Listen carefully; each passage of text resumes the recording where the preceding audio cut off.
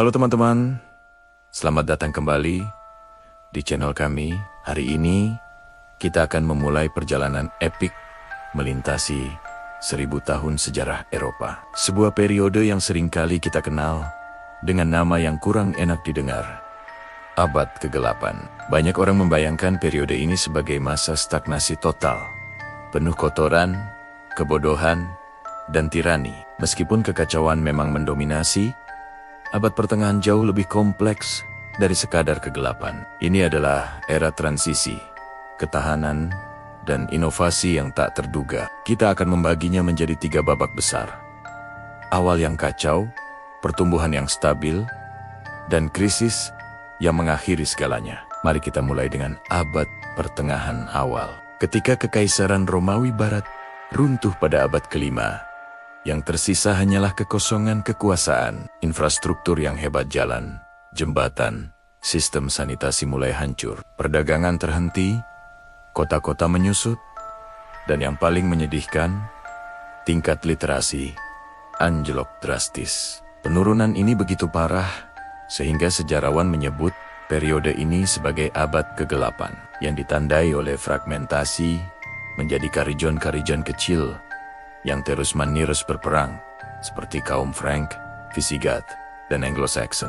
Dan seolah-olah kehancuran politik belum cukup buruk, alam memberikan pukulan mematikan. Tahun 536 Masehi sering disebut sebagai tahun terburuk dalam sejarah. Sebuah letusan gunung berapi besar di belahan bumi utara memuntahkan abu ke atmosfer, menyebabkan musim panas hilang selama lebih dari 1 tahun. Kegelapan dan dingin menyelimuti Eropa dan Asia, memicu gagal panen besar-besaran dan kelaparan yang meluas. Populasi yang lemah ini kemudian menjadi sasaran empuk bagi wabah Justinian, salah satu pandemi pertama yang tercatat, yang memusnahkan jutaan jiwa. Peristiwa iklim ekstrim ini menenggelamkan Eropa Barat lebih dalam lagi, ke dalam kesulitan. Di tengah kekacauan ini, hanya ada satu lembaga yang bertahan dan bahkan berkembang pesat: Gereja Katolik Roma. Setelah Romawi tumbang, gereja menjadi mercusuar spiritual dan, yang lebih penting, otoritas politik yang sangat kuat. Biara-biara yang tersebar di seluruh Eropa menjadi benteng pertahanan terakhir peradaban.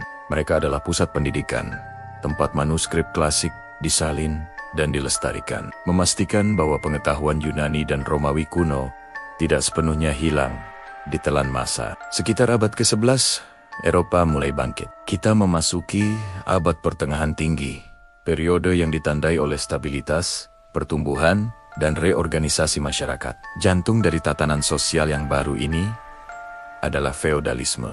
Ini adalah sistem hierarki di mana kekuasaan didasarkan pada kepemilikan tanah. Secara sederhana, masyarakat terbagi menjadi 3 kelompok utama.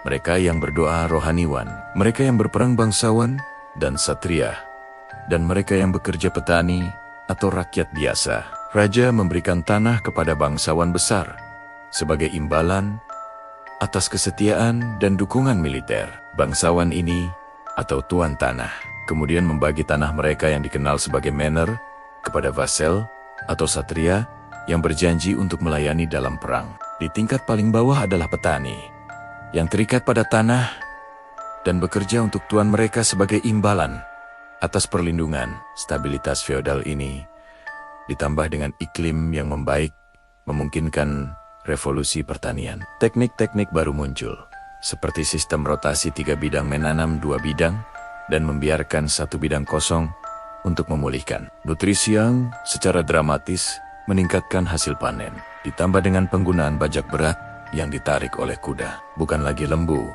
Eropa dapat memproduksi makanan jauh lebih efisien. Hasilnya, populasi meledak, perdagangan kembali bergairah, dan kota-kota baru mulai tumbuh. Inilah awal dari revolusi komersial.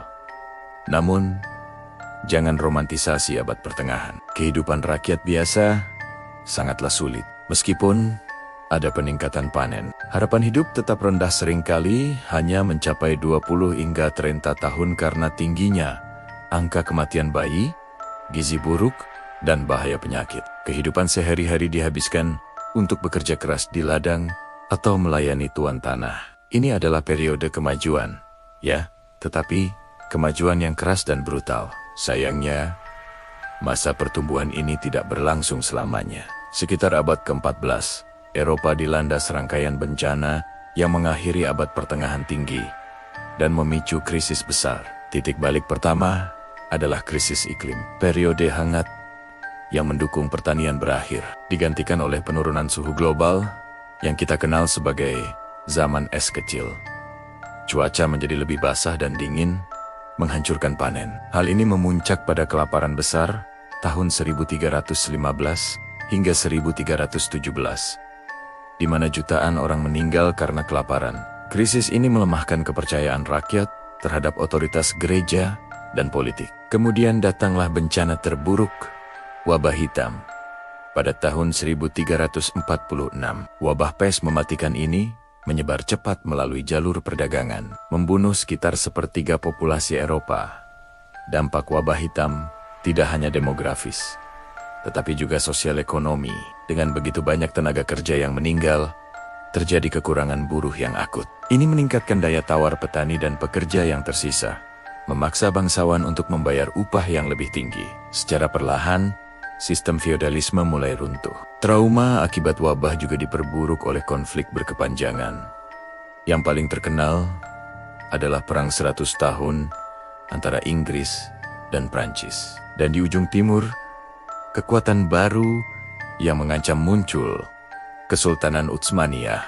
Puncaknya, pada tahun 1453, Utsmaniyah berhasil menaklukkan Konstantinopel, ibu kota Romawi Timur, secara definitif, mengakhiri era kekaisaran klasik dan memaksa Eropa Barat untuk mencari rute perdagangan baru. Ironisnya, krisis abad pertengahan akhir inilah yang membuka jalan bagi masa depan yang lebih cerah. Kematian massal dan kejatuhan sistem lama menciptakan ruang untuk ide-ide baru. Ekonomi berbasis uang menggantikan sistem feodal yang kaku. Kota-kota yang makmur seperti Florence dan Genoa menjadi pusat perdagangan dan inovasi. Kekuasaan terpusat raja semakin kuat, menciptakan negara-negara bangsa yang modern. Yang paling penting, munculnya gerakan humanisme. Para pemikir mulai mengalihkan fokus mereka dari studi tentang Tuhan semata menuju studi tentang manusia, budaya klasik, dan potensi individu. Didorong oleh penemuan revolusioner seperti mesin cetak oleh Johannes Gutenberg (EDD), ini menyebar dengan kecepatan yang belum pernah terjadi. Sebelumnya, pengetahuan menjadi demokratis. Jadi, ketika kita melihat kembali abad pertengahan, kita harus ingat bahwa itu bukanlah periode yang sepenuhnya gelap. Itu adalah masa ketahanan, di mana masyarakat Eropa berjuang melewati kehancuran, penyakit, dan kekacauan. Mereka mengambil puing-puing peradaban Romawi yang runtuh dan secara perlahan membangun fondasi yang kokoh untuk pertumbuhan masa depan. Fondasi yang akhirnya memicu kebangkitan besar-besaran dalam seni, ilmu pengetahuan, dan budaya. Renaissance. Terima kasih sudah menyimak. Jangan lupa untuk suka, bagikan, dan berlangganan channel kami. Sampai jumpa di video berikutnya.